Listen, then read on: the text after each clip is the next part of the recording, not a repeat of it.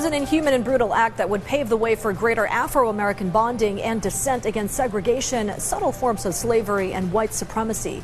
In fact, many historians point to the brutal torture and lynching of 14-year-old juvenile Emmett Till in 1955 for whistling on a white woman that led to the birth of the civil rights movement in the 60s. To forever honor him in his mother's memory, U.S. President Joe Biden signed a proclamation Tuesday establishing a national monument to their names that VOA's Laurel Bowman narrates in this report. U.S. President Joe Biden, surrounded by Emmett Till's family members and government officials, signed the document Tuesday. The proclamation I'm signing establishes the Emmett Till, Mamie Till Mobley National Monument. Emmett Till was a black teenager who was kidnapped, tortured, and killed by white men in Mississippi in the summer of 1955 after he was accused of whistling at a white woman.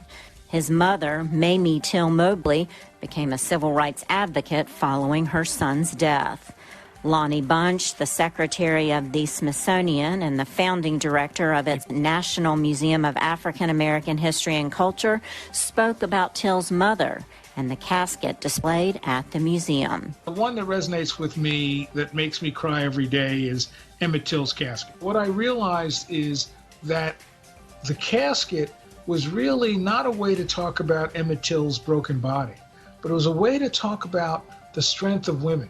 Here is a black woman at the worst moment of her life said, I will use that to challenge America, to reinvigorate or reignite the civil rights movement. Chicago resident John Moore lives across the street from Till's childhood home.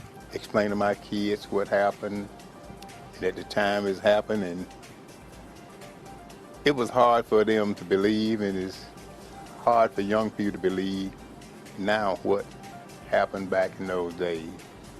But we're going to continue to go forward. We're going to continue to fight for our rights. We're not going to go back. The National Monument comprises 5.7 acres across 3 separate historic sites in Illinois, where Till's funeral took place, and in Mississippi, where he was slain and his alleged murderers acquitted. Telling the truth and the full history of our nation is important.